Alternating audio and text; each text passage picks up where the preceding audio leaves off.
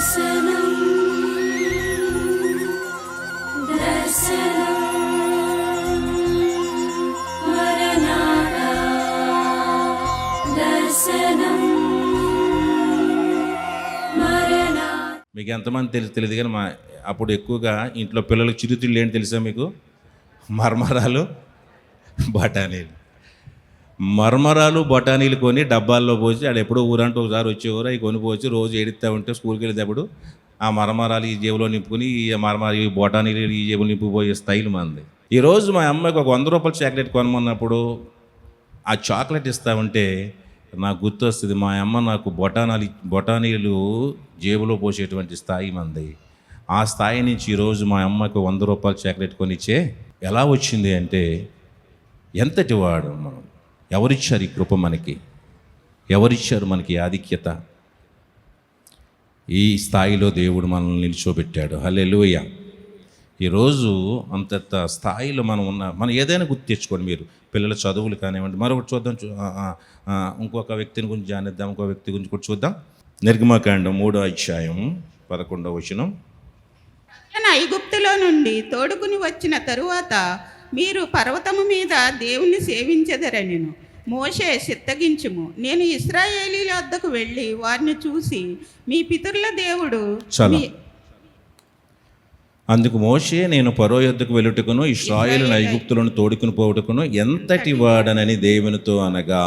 Praise the Lord. సాక్షాత్తు సృష్టికర్త అయిన దేవుడు వచ్చి మరో వ్యక్తి జీవితం మాట్లాడుకుంటూ ఉన్నాం. ఇప్పుడు వరకు మనం దావీదు గురించి మాట్లాడాం. దావీదు అన్నాడు, దేవుడి మందిరానికి వచ్చి నేనెంతటి వాడను అన్నాడు. అదే స్థాయిలో ఉన్నటువంటి మరో గొప్ప నాయకుడు. దావీదు ఎంత గొప్ప నాయకుడో మోషే కూడా అదే స్థాయిలో ఒక గొప్ప నాయకుడు. ఆయన దావీదు గురించి దేవుడిచ్చిన సాక్ష్యం ఏంటో తెలుసా మీకు? దావీదు నా హృదయానుసారుడు. మనుషులు ఇచ్చిన సాక్ష్యం కాదది. దావీదు గురించి మనుషులు ఇచ్చిన సాక్ష్యం కాదది. ఎవరిచ్చారు? దేవుడిచ్చిన సాక్ష్యము. దావీదు నా హృదయానుసారుడు అని సృష్టికర్త అయిన దేవుడు అనౌన్స్మెంట్ చేశాడంటే, సృష్టికర్త అయిన దేవుడు ప్రకటించాడు అంటే అది ఎంత విలువైందో చూడండి. ఈరోజు ఏదైనా ఒక మనిషికి అవార్డు ఇస్తే, ఒక రాష్ట్రపతి అవార్డు ఇస్తే దేశమంతా ప్రపంచమంతా కూడా అది ఒక పేరు. ఫలానా ఆయన గురించి ఫలానా ఆయన ఇలా చెప్పాడు అని చెప్పి. కానీ ఒక మనిషి గురించి ఒక సృష్టికర్తే మాట్లాడాడంటే ఆ మనిషి ఎంత గొప్పవాడో ఒకసారి ఆలోచించండి. అంతటి దేవుడు, అంతటి నాయకుడు చేశాడు దేవుడు దావీదుని. అయితే ఆయన అంటున్నాడు కదా, నేనెంతటి వాడను అంటున్నాడు. రెండో వ్యక్తి మోషే వచ్చి అంటున్నాడు ఇక్కడ కూడా, అందుకు మోషేనే తోడుకుని పోవుటకు ఎంతటి వాడను. ఇశ్రాయేలీయుల ప్రజలు ఐగుప్తులో బానిసలుగా ఉన్నారు, నానా తిప్పలు పడతా ఉన్నారు, నానా బాధలు పడుతున్నారు నా ప్రజలు. కాబట్టి నువ్వు వెళ్ళి నా ప్రజల్ని ఐగుప్తు నుంచి విడిపించి ఇశ్రాయేలు దేశానికి నీవు తీసుకురావాలి అని చెప్పి ప్రభువు చెప్పినప్పుడు మోషే అంటున్నాడు. ఒక్కొక్కసారి ఇక్కడ ఆలోచించండి. ఇందాక దావీదు అన్న పరిస్థితి వేరు, ఇక్కడ మోషే పరిస్థితి వేరు. తెలుసా మీకు? దావీదు నిజంగా గొర్రెల కాపరి దగ్గర నుంచి వచ్చాడు. కానీ మోషే ఫరో కుమార్తె యొక్క కుమారుడుగా పెరిగాడు. ఫరో అంటే ఎవరు? రాజు, ఐగుప్తు రాజు, బలమైన దేశానికి మామూలు రాజు కాదు ఫరో అంటే. ఆ రోజులు మొత్తం అంతటిని ఏలేవాడు ఫరో. ఆయనకంటే పైనవాడు ఎవడు లేడు. పవర్ఫుల్ చక్రవర్తి, పవర్ఫుల్ రాజు. ఆయన ఫరో కుమార్తె యొక్క కుమారుడుగా ఉన్నాడు. ఆయన అంటే రాజుగారు మనవడుగా పెరిగాడు, ప్యాలెస్లో పెరిగాడు. అంతే అనుకుంటున్నారా? విద్యలో టాపర్. ఏ విద్యలో టాపర్? రైట్. సకల విద్యలు యందు మనందరం మహా అయితే ఒక దాంట్లో టాపర్. ఒకటి వస్తే ఇంకోటి రాదు. ఒక దాని మీద దృష్టి పెడితే రెండోది మర్చిపోతాం. ఒక దాన్ని ప్రాక్టీస్ చేస్తే రెండోది మర్చిపోతాం. నా వరకు అంతే. నేను రెండోది మీద ఎక్కువ దృష్టి పెట్టలేను. ఈ టెక్నాలజీ ఇవన్నీ చూస్తూ ఉంటే గౌకు నేను దాని గురించి బుర్ర పెట్టలేను. నేను ఎక్కువ ఏది మీద పెడతాను దాని మీద పెడతాను. ఇక మిగతా దాని మీద వెళ్తే ఉన్నది మర్చిపోతాను నేను. ఎవరైనా ఒక దాంట్లో టాపర్. కానీ మోసే దేంట్లో టాపరు? సకల విద్యలందు ప్రావీణ్యుడై. రావడం వేరు, సకల విద్యలు తెలియడం వేరు. ప్రావీణ్యుడై అంటే అందులో ఆయనే టాప్, తిరిగిలేని వ్యక్తి.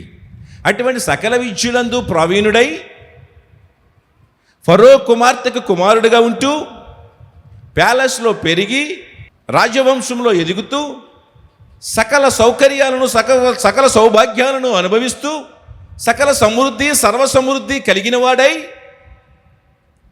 లోటంటూ ఎరగిన వాడై, కష్టం తెలియని వాడై, భయం ఎరగిన వాడై ఆయన ఉన్నటువంటి ఆయన దేవుడు వచ్చి పిలిచి నీ వెళ్ళి నా ప్రజలను విడిపించుకురా అని చెప్తే ఏమనాలి మనమైతే? ఎరా బాబు తెలుసా నీకు, వెళ్తావా, పని చేస్తామంటే అబ్బాయి మనకు కొట్టిన పిండి అండి అది అనేవాడినేమో, నేనైనా మీరైనా. పైగా ఫరో దగ్గరికి ఆడ మా తాత అంటే జుట్టట్టు బీకేవాడిని అప్పుడప్పుడు, గడ్డ పట్టుకుని కూర్చొని సంకలు ఎత్తుకున్నప్పుడు జుట్టట్టు బీకితే ఉండేవాడిని. ఆడ తిరిగి వెళ్తే మన భయం ఏంటి? అదే నా ఊరికి నేను చూసుకుంటాను దాని సంగతి అండి. మా తాత దగ్గరికి వెళ్ళడానికి నన్ను ఏం చేస్తాడు మా తాత? లేదంటే ఓ సాఫ్ట్ వాళ్ళు అంతే కదా, వాళ్ళు ఎదిరించడం నాకు పెద్ద పనేమి కాదు. ఎందుకంటే సకల విద్యలందు ప్రావీణ్యం కలిగిన వాడు, తెలిసినవాడు. Is not ordinary man. అన్నీ తెలిసినవాడు, బలవంతుడు, అన్ని విద్యలు వచ్చినవాడు. అటువంటి వాడు అంటున్నాడు, నేను ఎంతటి వాడను, నేనెంతటి వాడను. ఈరోజు మనము ఇదే ఆఫర్ ఇలాగ మనకు ఏదైనా వచ్చి దేవుడు కనుక ఏదైనా చేయమని ఈ పని చేస్తామంటే అందులో మనం టాప్ అండి బాబు. మీకు తెలియదు ఇంకా, మీరు చెప్పిన పనిలో చేయడం మనం టాప్ మనం. ఆయన అంటాడు, ఏ స్థితిలో ఉన్నా అంతటి స్థితిలో ఫరోకి మనవుడిగా ఉండి ఫరో కుమార్తెకు కుమారుడిగా ఉన్నటువంటి స్థితిలో నుండి వచ్చినటువంటి ఉండి ఆయన అంటున్నాడు కదా, నేనెంతటి వాడనయ్యా. ఈరోజు మనం చాలా విషయాల్లో కాస్తంత స్థితిగతులు మారి పొజిషన్ బాగుండి ఒక స్థితిలో ఉంటే ఏదైనా మాట్లాడే ముందు అనుకుంటాం అదెంత, ఇదెంత, వాడెంత, వీడెంత. కానీ ఎప్పుడు కూడా మనకు గుర్తుపెట్టుకోవాల్సింది, ఆ స్థితి మోషే అంతటి నాయకుడు కావడానికి కారణం ఏంటంటే కేవలము తనలో ఉన్న తగ్గింపు. తనకు ఆ స్థితి కలిగిన ఆ స్థితిని ఎక్కడ కనపరుచుకోలేదు. ఏంటి ప్రభు నీకు తెలియదా, నేను ఎవరినో తెలియదా నీకు? ఫరో గారు మనవాడిని, ఫరో గారు కూతురు కొడుకుని, పైగా నీకు తెలియదా నాకు సకల విద్యలు, మనకి అన్ని విద్యలు వచ్చి మనకి ఏదైనా నేను చేసేస్తాను అని చెప్పి అహంకారంతో మాట్లాడలేదు, గర్వపు మాటలు మాట్లాడలేదు. కానీ నేను ఎంతటి వాడను, తనకు ఉంది, ఆ స్థాయి ఉంది. కానీ కూడా దాన్ని పక్కన పెట్టి నేను ఎంతటి వాడిని ఆయన ఈ పని చేయడానికి, నీ పని చేయడానికి, నువ్వు అప్పగించిన పని చేయడానికి నేను ఎంతటి వాడిని తండ్రి. అందుకే దేవుడు ఆయన్నే నాయకుడిగా ఎంచుకుని, ఎంతటి వాడు అంటే శక్తితో చేయడం కాదు, కానీ దేవుని కృపచేత ప్రపంచ రికార్డుగా మిగిలిపోయే కార్యాలు చేశాడు. హల్లెలూయా. ప్రపంచ రికార్డులు చేశాడు. ఈ ప్రపంచ రికార్డులను బద్దలు కొట్టేవాడు పుట్టలేదు, పుట్టడు కూడా. ఇంకా ఈరోజు మనం ఎవడైనా ఒక వరల్డ్ రికార్డ్ చేస్తే దాన్ని మరొకటి వచ్చి బ్రేక్ చేస్తున్నాడు. ఒకప్పుడు బిల్ గేట్స్ ప్రపంచ ధనవంతుల్లో ఒకటిగా ఉంటే ఇప్పుడు ఆయన్ని బ్రేక్ చేసి అనేక మంది వచ్చారు. వాడు వస్తే వాడిని బ్రేక్ చేసి ఇంకొకటి వస్తూ ఉన్నాడు. ఈరోజు ఒకడు ఏదైనా కనిపెడితే దాన్ని మించింది ఇంకొకటి కనిపెడుతూ ఉన్నాడు. ఒకప్పుడు మనకున్న టెక్నాలజీ గొప్ప అనుకుంటే ఈరోజు ఏఐ వచ్చి దాన్ని తలదన్నిపోయింది. ఆర్టిఫిషియల్ ఇంటెలిజెన్స్ టెక్నాలజీ ఒకటి కనిపెడితే ఒకడు ఇంకోటి కనిపెడుతూ ఒకడిని మించిన వాడు ఒకటిగా ఉంటూ ఈరోజు క్రికెట్లో మీకు బాగా అర్థమవుతుంది. ఒకడు తక్కువ బాల్స్లో ఎక్కువ రన్స్ కొట్టి క్రికెట్ దేవుడిగా పిలువబడుతున్నటువంటి సచిన్ టెండూల్కర్ ఎన్నో రికార్డులు చేశాడు. ఆ తర్వాత ఆ రికార్డులను తలదన్నేవాడు ఇంకొకడు వచ్చాడు, కోహ్లీ వచ్చాడు, ఆ తర్వాత ధోని వచ్చాడు, ఇంకొకడు వచ్చాడు. వీళ్ళ రికార్డులు మాత్రం ఏమైనా పరిమితమా? రేపు ఇంకొకడు వస్తున్నాడు, ఎవరు చెప్పండి? ఇప్పుడు ఈ రికార్డులు ఎవడు బదులు కొడతాడు? ఇంకొకడు బదులు కొడతాడు. ఆడిది ఇంకొకడు రికార్డులు బ్రేక్ చేస్తాడు. కానీ నేను చెప్పిన మోసే చేసిన రికార్డుని ఇంతవరకు ఎవడు బ్రేక్ చేయలేదు. అదేంటి తెలుసా? ఎర్ర సముద్రాన్ని 2 పాయలుగా చేసి ఆరిన నేలపై 6 లక్షల కాల్బలాన్ని నడిపించి ఫరో సైన్యాన్ని అందులో మరలా తిరిగి ఆ ఎర్ర సముద్రాన్ని ఒక మాట చేత కలిపేసిన రికార్డు ఈరోజు భూమి మీద ఇంకెవడికి సాధ్యం కాదు. ప్రియమైన దేవుని పిల్లలారా, అంటే మరలా అంటే దేవుడు అంత గొప్ప కృపను ఇచ్చాడు. ఎవరికి? మోషేకి ఇచ్చాడు దేవుడు. ఎందుకని? ఆయనకు వచ్చిన విద్యల చేత ఎర్ర సముద్రాన్ని పాయలుగా చేయగలడా? ఆయనకు వచ్చిన విద్యల చేత ప్రపంచ రికార్డు స్థాపించగలడా? ఆయన రికార్డు చెరిపివేయనిదిగా, ఆ రికార్డు మాసిపోనిదిగా ఈ రోజుకి నిలిచి ఉందంటే కారణం దేవుని ఎదుట తన శక్తి సామర్థ్యాలు ఉన్నప్పటికీ, గొప్పవాడైనప్పటికీ, విద్యలు ఎరిగిన వాడైనప్పటికీ నేనెంతటి వాడను అన్నాడు. కాబట్టే ఆయన ఎంతటి వాడో మనకు చూపించాడు. ఈ నమ్ముకున్న దేవుడు తన విద్యల చేత రికార్డులు స్థాపించలేడు. ఆయన మించిన విద్యలు వచ్చాయి. ఆయన తలదన్న విద్యలు నేర్చుకున్నవాడు ఉన్నాడు. భౌతిక సంబంధంగా నువ్వు నేర్చుకున్న విద్యలు నిన్ను తలదనవచ్చు, కానీ భౌతిక సంబంధంగా నీకు వచ్చిన జ్ఞానాన్ని తలదన్నేవాడు, జ్ఞానం కలిగిన వాడు రావచ్చేమో, కానీ దేవుడు నీకు ఇచ్చిన కృపను తలదన్నేవాడు ఎవడు రాడు, లేడు కూడాను. ఆ స్థితికి మనం రావాలంటే ఇంకా మోషే ప్రార్థన చేస్తే ఆకాశం నుంచి ఏమొచ్చింది చెప్పండి? మన్నా కురిసింది. ఇట్లాగా దేవుడు ఇన్ని అద్భుతాలు మోషేతో చేయించాడు అంటే గల కారణం ఏంటి చెప్పండి? ఆయన తనకున్నటువంటి దాన్ని చూపించుకోకుండా, తనకున్నటువంటి స్థితిని, హోదాని దేవుడి ముందు గర్వంతో కనుపరచకుండా, తను హెచ్చించుకోకుండా, నేను కనపడాలి అని అనుకోకుండా, కనపడాలంటే తనలో ఉన్నదాన్ని బయట పెట్టుకుని తన గురించి చెప్పుకోవాలి, నాకు ఇది వచ్చు, నేను ఇంత గొప్పవాడిని అని. కానీ దాన్ని దాచేసుకున్నాడు. ఆయన నువ్వు చెప్పుకోకపోతే దేవుడు తెలియదా? నీకు ఏ విద్యలు ఉన్నాయో, నువ్వు సకల విద్యలు ప్రావీణ్యుడవో కాదు, అసలు నువ్వు ఫరో మనవడుగా అని చెప్పుకుంటానికి అసలు ఫరో చేతిలో పెట్టినోడేవాడు నిన్ను? ఫరో కుమార్తె యొక్క కుమారుడు నువ్వు చెప్పుకోవడానికి ఆ ఫరో కుమార్తె యొక్క చేతుల్లోకి చేర్చిన వాడెవడు నిన్ను? తెలివి కలిగిన వాడు కనుక దేవుని ఎదుట తానేంటో చెప్పుకోలేదు, తనకున్న గొప్పలు చెప్పుకోలేదు. ఎందుకో తెలుసా? దేవుడికి అలాగూ అవన్నీ తెలుసు.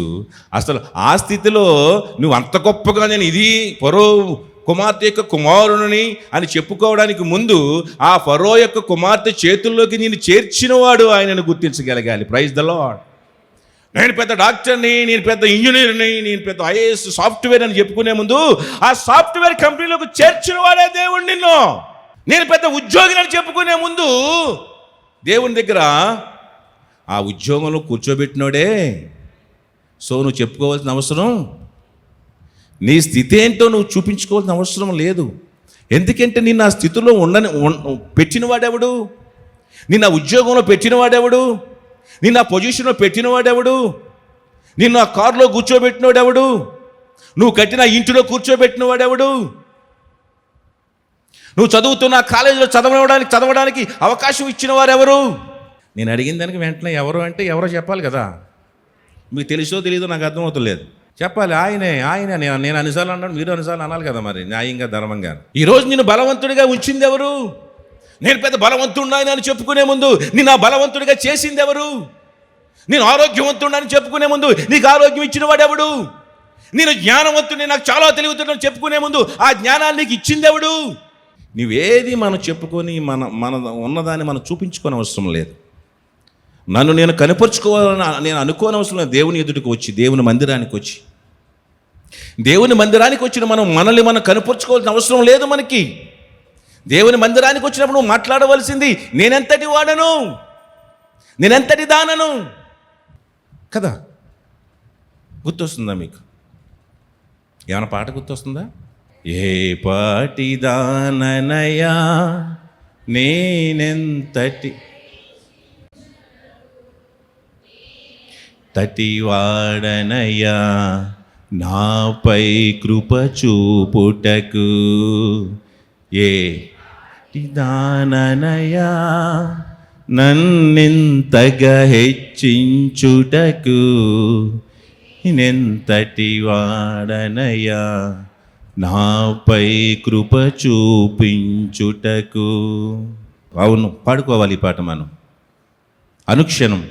దేవుని మందిరానికి వచ్చినప్పుడు, దేవుని ఎదుట మోకరిస్తూ ఉన్నప్పుడు, ఏ స్థితిలో మనం ఎక్కడికి వెళ్ళినప్పుడు కూడా మనం గుర్తు రావాల్సిన పాట ఏంటంటే, పాట కానివ్వండి, ఇది దేవుడి మాట. దేవుని వాక్యం మనకు గుర్తు రావాల్సింది ఏంటంటే, నేనెంతటి వాడనయ్యా, నేనెంతటి అనేటువంటి ఆలోచన మనకు కలగాలని మీకు మనం చేస్తున్నాను. చూడండి, అదే నిర్గమాకాండం 4వ అధ్యాయం 10వ వచనంలో, అప్పుడు మోషే, ప్రభువా, ఇంతకు మునుపైనను నీవు నీ దాసునితో మాటలాడినప్పుడు నుండి అయినను నేను మాట నేర్పరిని కాను, నేను నోటి మాంద్యము నాలుక మాంద్యము గలవాడనని యెహోవాతో చెప్పగా, యెహోవా, మానవునకు నోరిచ్చిన వాడు ఎవడు? మోగవానినే గాని, చెవిటివానినే గాని, దృష్టి గలవానినే గాని, గ్రుడ్డివానినే గాని పుట్టించిన వాడెవడు? యెహోవానైనా నేనే గదా. కాబట్టి వెళ్ళుము, నేను నీ నోటికి తోడై ఉండి నీవు ఏమి పలకవలసినది నీకు బోధించదనని అతనితో చెప్పింది. చాలా అప్పుడు అంటున్నాడు, ఏమంటున్నాడు? నేను నోటి మాంద్యం గలవాడను, నేను మాట నేర్పరిని కాను. వాస్తవంగానికి ఉన్న పేరేంటి? సకల విద్యలో సకల విద్యలో ఒక విద్య ఏంటి? సకల విద్యలో ఒక విద్య ఏంటి? మాటగారితనం. అది కూడా ఒక విద్యే. కొంతమందికి మాటగారితనంలో వాళ్ళని కొట్టినోడు ఉండడు, ఇంకా వాళ్ళు ఆ విద్యలో ఇక మళ్ళీ మన వల్ల కాదు, ఇంకా వాళ్ళ దగ్గర మామూలు మాటగారితనం కాదు. చిటికలో పడేస్తారు. చిటికలో ఎలాంటి వాడిని అయినా సరే నిమిషంలో మార్చేయగలరు, లేకపోతే చిటికలు ఎలాంటి వాళ్ళైనా ఒప్పించగలరు. చిటికలు ఎలాంటి వాళ్ళైనా సరే వాళ్ళ మాటల చేత, వాళ్ళ మాటల మాధుర్యం చేత, వాళ్ళ మాట నేర్పరితనం ద్వారా వాళ్ళు అనుకున్న పని చేయించుకోగలరు. అంటే ఆ విద్యలో వాళ్ళని కొట్టినోడు ఎవడికి లేడు. మరి మోషేకి ఏం పేరుంది? సకల విద్యలందు ప్రావీణ్యుడే. మరి సకల విద్యలందు ప్రావీణ్యుడు నాకు తెలిసి అనుకుంటాను మాటల నేర్పరిలో కూడా ప్రావీణ్యుడై ఉండొచ్చు ఒకవేళ. కానీ దేవుని ఎదుట ఏమన్నాడంటే, నేను మాట నేర్పరని కాను, నోటి మాంద్యము గలవాడిని, నాలిక మాంద్యము కలిగిన వాడిని అని చెప్తుంటే, ప్రియమైన దేవుని పిల్లలారా, ఎవరైనా చాలామంది వాళ్ళకున్న లోపాలను బయట చెప్పుకుంటారా? కొంతమంది ఏమి లేకపోయినా సరే మొత్తం అబ్బో మనకంటే మించినోడు లేడన్నట్టుగా మాట్లాడుతూ ఉంటాం, గొప్పలు చెప్పుకుంటూ ఉంటాం. కానీ ఆయన దేవుని ఎదుటికెళ్ళి తనలోని లోపాన్ని చెప్తూ ఉన్నాడు. హల్లెలూయా.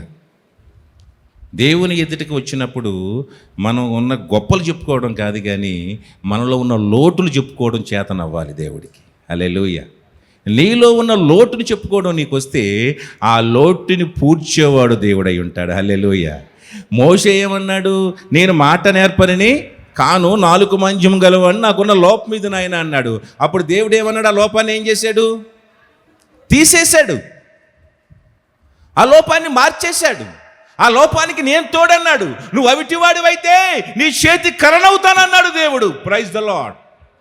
నీవు నోటి మాంద్యం కలిగిన వాడు, నాలిక మాంద్యం కలిగిన వాడు అయితే ఆ నాలికకు నేను తోడై ఉంటాను, ఆ నాలికను నేనే అవుతాను అని చెప్పిన వాడు ఈ దేవుడు. ఈరోజు నువ్వు దేవుడి దగ్గరికి వచ్చినప్పుడు నీకు ఏది లోపమో చెప్తే ఆ లోపాన్ని పోడ్చగలిగిన వాడు దేవుడు. చెప్తున్నారా? దేవుడి దగ్గరికి వచ్చినప్పుడు మోషేని చూడండి, అన్ని విద్యలు ఉన్నాయి. ఒకవేళ నిజంగా నేను ఇందాక చెప్పిన ఇంటర్ప్రిటేషన్ పక్కన పెడితే, ఒకవేళ నిజంగానే అన్ని విద్యలు వచ్చినప్పుడు ఈ విద్య రాదు అనుకుందాం కాసేపు, మాట్లాడేతను రాదు అనుకున్నాం కాసేపు, దాన్ని దేవుడి దగ్గర చెప్పాడు. దేవుడు ఏం చేశాడు? ఇప్పుడు దాన్ని ఆ లోటును పూడ్చేశాడు. అంటే మన దేవుడు లోటును పూడ్చగలిగిన దేవుడు.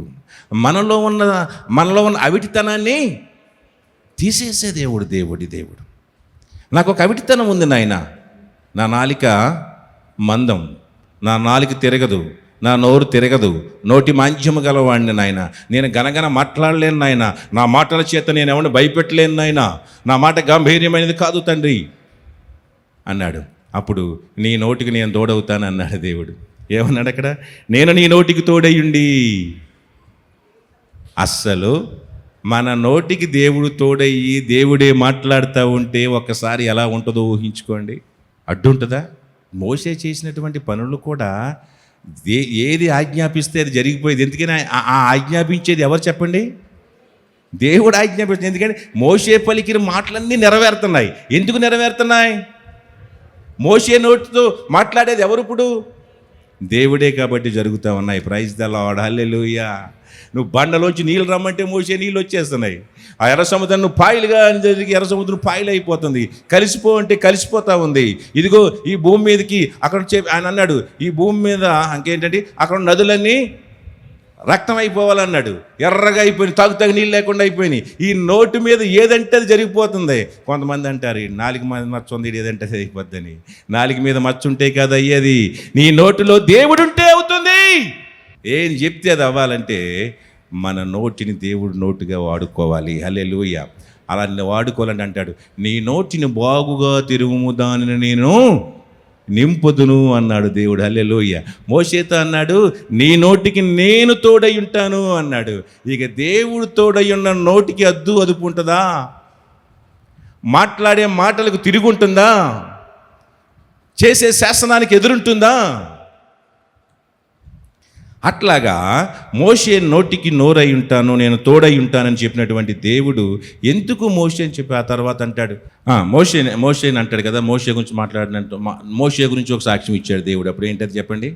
నా ఇల్లంతటిలో నమ్మకమైన వాడు అని మోషే గురించి సాక్ష్యం ఇచ్చిన వాడు ఎవరు చెప్పండి? దేవుడు సాక్ష్యం ఇచ్చాడు. హల్లెలూయా. కాబట్టి నా ప్రియమైన సహోదరి సహోదరుడా, ఈరోజు దేవుడు ఈ రీతిగా మనల్ని హెచ్చించాలి అంటే ఇంకా దావీదు గతంలో ఉన్న స్థితి గొప్పదా, దేవుడు ఇచ్చిన స్థితి గొప్పదా? దావీదు ఆ స్థితిలోకి వచ్చాక కూడా నేను ఎంతటి వాడిని అన్నాడు కాబట్టి అంతే స్థితి. 30 GB ఫోన్ కొనుక్కుని 78 GB ఫోన్లు కొనుక్కుని ఆగమాగం అయిపోతూ ఉంటామంట మనం. అది చూసుకుని అది పెద్ద ఫోన్ కొనేసాం. నా ఫోన్ ఎంతో తెలుసా? 128 GB. నీ బొంద, అసలు నువ్వే 2 లక్షల మెగాబైట్సా? అసలు నీ బుర్రే దాన్నే వాడు చెత్తలేదు నువ్వు, దాన్నే నింపుచావట్లేదు నువ్వు. అసలు నీ బుర్ర 2 లక్షల ఏంటమ్మది? సరే మీ భాష నాకు వద్దు, నా భాష చెప్పుకుంటాను. 2 లక్షల GB. 2 లక్షల GB నీ బుర్ర ఉంటే దాన్ని 128 GB ఫోన్ కొనుక్కుని విర్రవీగిపోతున్నా, గొప్పలు చెప్పుకుంటున్నా నా ఫోన్ 128 GB అని. దేవుడు నీకు 2 లక్షల GB ఇచ్చాడు రా నాయనా. సో నేను ఎంతగా చెప్తున్నాను, నీ ప్రతి పిక్చర్ ఇక్కడ ఉంది. చిన్నప్పుడు నువ్వు ఎలాగున్నావో అక్కడ నీ మైండ్లో ఫోటో ఉంది. నువ్వు చిన్నప్పుడు ఏం తిన్నావో నీకు మైండ్లో ఉంది. నీవు చిన్నప్పుడు తినడానికి ఏది దొరకలేదు నీ మైండ్లో ఉంది. చిన్నప్పుడు నువ్వు ఏం కట్టుకున్నావో నీ మైండ్లో ఉంది. చిన్నప్పుడు నువ్వు ఎక్కడ దేకేవో నీ మైండ్లో ఉంది. నువ్వు ఏ స్కూల్లో చదివావో నీ మైండ్లో ఉంది. నీ ఇంట్లో ఏమి లేకపోతే అలవాటు ఇచ్చావో నీ మైండ్లో ఉంది. ఒకసారి వెళ్ళండి, వెనక్కి వెళ్ళండి. ఈరోజు ఎక్కడున్నాం? ఈరోజు ఏం కొదువు ఉంది? ఒకప్పుడు పడిన కొదువులు ఇప్పుడు నీకు లేవు. ఒకప్పుడు పడిన పాట్లు మనకి లేవు. సో మనం అనుకోవాలి, ఆ స్థాయిలో మనం ఏదైనా చేసేటప్పుడు లేక ప్రతిరోజు దేవుని మందిరానికి వచ్చినప్పుడు మనకు గుర్తు రావాల్సింది ఒకటే, నేనెంతటి వాడను, నా కుటుంబము ఏపాటిది. ఇది మీరు గుర్తుపెట్టుకుంటే, నేను చెప్తున్నాను కదా, ఇక్కడి నుంచి ఇప్పుడు ఉన్న స్థాయి నుంచి మరింత స్థాయికి దేవుడు తీసుకెళ్తాడు. హల్లెలూయా. ఆ మాట పలికితే చాలు. మాట పలకడం అంటే మాట పలకడం కాదు, మాటలు పలికేస్తాం. ఎక్కడ ఉండాలి అది? ఇక్కడ ఉండాలి అది. మాట నేను అందరం పలికేస్తాం, నేనెంతటి వాడినయ్యా, నా కుటుంబం ఏపాటిది. నో, అది కాదు. ఎక్కడ కనపడాలి అది? దేవుడి దగ్గరికి వెళ్ళి చెప్తాం, నేనెంతటి వాడు, సారీ, క్షమించండి. కొంతమంది అక్కడ అలా కనపడుతుంది, కానీ తర్వాత ప్రవర్తనలో, సో నువ్వెంతటి వాడు అనేది ప్రవర్తనలో కనపడాలి. నీ తగ్గింపు ఎంతటి అనేది నీ మాటల్లో కనపడాలి. అలాగ కనపడితే నేను చెప్తున్నాను, దావీదుని దీవించినట్లుగా దావీదుని గొర్రెల కాపు నుంచి సింహాసనం చేసిన తర్వాత, ఈ రోజులో సింహాసనం ఎవరికి శాశ్వతం కాదండి. అధికారం ఎవరికి శాశ్వతం కాదు. రాజరికము లేకపోతే పదవులు ఎవరికి శాశ్వతం కాదు. కానీ ఒక దేవుడికే సాధ్యం. దేవుడి దగ్గర తగ్గింపు కలిగిన వాడికే సాధ్యం. ఎందుకనంటే దావీదికి సాధ్యం చేశాడు. ఎందుకంటే ఆయన తర్వాత రాజ్యాన్ని ఇంకొకటి పట్టుకుపోవాలి, ఆయన తర్వాత ఇంకొకటి పట్టుకుపోతూ ఉంటాడు. కానీ ఆ తర్వాత దేవుడిచ్చిన వాగ్దానం అంటే, నీ పిల్లలు ఈ సింహాసనం మీద ఉంటారని వాగ్దానం చేశాడు. అంటే ఎందుకని? అంత ఇచ్చినా నేనెంతటి వాడిని అన్నాడు కాబట్టి నీ పిల్లలకు కూడా అదే ఇస్తున్నాను రా పో అన్నాడు. హల్లెలూయా. ఈరోజు నువ్వు ఆ మాటలు నీ స్థితిని అలా కనపరిస్తే దేవుడిచ్చే ఆశీర్వాదం ఏంటి తెలుసా? నీ పిల్లలు కూడా దాన్ని కొనసాగిస్తాడు. Praise the lord. అటు కృపను దేవుడు దయచేయండి. కాక ప్రార్థన చేసుకుందాం తలలో ఉంచితే. ఒకప్పుడు మా రూపం ఇది కాదు, మా భౌతిక రూపం ఇది కాదు, మా ఆధ్యాత్మిక రూపం కూడా ఇది కాదు. ఒకప్పుడు మా ఆధ్యాత్మిక రూపం వెర్రవీగుతూ ఉండేది, ఇతరులని దూషించేది, ఇతరులను నిందించేది. కానీ ఇదిగో నాయనా, ఇది నీ ఆధ్యాత్మిక కర్మాగారము తండ్రి. ఇక్కడ మేము ఒక గొప్ప ఆధ్యాత్మిక కలిగిన వ్యక్తిగా తయారు చేయబడే కర్మాగారము నాయన. ఇది నీ మాటల చేత మమ్మల్ని, నీ మాటలని సుత్తి దెబ్బ చేత, నీ మాట అగ్ని అనే కొలిమి చేత, కొలిమిలో మమ్మల్ని ఒక రూపానికి తీసుకొస్తున్నటువంటి కర్మాగారము నాయన ఇది. అటువంటి కర్మాగారం మమ్మల్ని ఉంచినందుకు, నన్ను ఉంచినందుకు నీకు వందనాలు నాయన. అవునయ్యా, నీ పరిచర్య చేయడానికి, నీ పని చేయడానికి, నీ దాసుడిగా ఉండడానికి నేనెంతటి వాడనో, నా కుటుంబం ఏ పాటిదో నాకు తెలుసు నాయన. నా కుటుంబం ఎన్నడూ నేను ఎరిగినది కాదు నాయన. నా పూర్వీకులు నిన్ను ఆరాధించిన వారు కాదు నాయన. నా పూర్వీకులు నిన్ను గణపరిచిన వారు కాదు నాయన. నా పూర్వీకులు నిన్ను మహిమపరిచిన వారు కాదు నాయన. అయినను నీ కృపచేత, నీ కృపా మహదైశ్వర్యము చేత నాయన, సృష్టికర్తమైనటువంటి నీ పనివాడిగా నన్ను ఎన్నుకున్నందుకు నీకు వందనాలు నాయన. నాకంటే తెలివైన వాళ్ళు ఉన్నారు, నాకంటే చదువరులు ఉన్నారు, నాకంటే జ్ఞానవంతులు ఉన్నారు. నా కుటుంబం కంటే పేరెన్నికలు కలిగిన కుటుంబాలు ఉన్నాయి నాయన ఈ సృష్టిలో. లేక ఈ ప్రాంతంలో నా కుటుంబానికంటే ఎన్నికైన కుటుంబాలు ఉన్నాయి తండ్రి. కానీ అందులోంచి నీ దాసుడిగా, నీ మాటలు ప్రకటించడానికి, నీ పని చేయడానికి నన్ను ఎన్నుకున్నావు. నేను ఎంతటి వాడను తండ్రి. ఇక్కడున్న మమ్మల్ని అందరినీ నాయన, మాకు ఒకప్పుడు జీవితాల నుంచి ఆధ్యాత్మికంగానూ భౌతికంగానూ మమ్మల్ని నాయన హెచ్చిస్తూ వచ్చావు, మార్పులు తీసుకొస్తూ వచ్చావు, ఒక రూపాలను ఇస్తూ వచ్చావు. ఎక్కడున్నా, ఏ స్థితిలో ఉన్నా నాయన, మేము వచ్చిన స్థితిని మర్చిపోకుండా నీ దగ్గరికి వచ్చినప్పుడు మా రూపం ఏంటి నాయన? ఎలాంటి నోరు కలిగిన వారిగా ఉన్నాం, ఎలాంటి మనసు కలిగిన వారిగా ఉన్నాం. కానీ ఈరోజు ఎలా ఉన్నాం? అది ఒకప్పుడు నాయన పాపములో కొట్టుమిట్టులాడుతూ దుష్టుడి చేత బంధించబడి సమాధుల్లో ఉన్న శానాదయం వాటి వాడిగా ఉన్నాం కదా నాయన. శానాదయాలు పట్టినటువంటి సమాధుల్లో ఉన్నటువంటి వాటిని పోలిన వాడనమై, ఒక రూపము లేని వారమై, ఒక దీవెన లేని వారమై, ఒక నెమ్మది లేని వారమై, ఆరోగ్యము లేని వారమై, తినటానికి తిండి లేని వారమై, ఉండడానికి సరైన గృహము లేని వారమై నీ దగ్గరికి వచ్చినప్పుడు మా స్థితిగతులు ఒక్కసారి జ్ఞాపకం చేసుకోవడానికి సహాయం చేయండి తండ్రి. వాటిని మర్చిపోకుండా, అవును నా ప్రియ సహోదరి సహోదరుడా, నీ గత స్థితిని మర్చిపోతూ ఉన్నావా?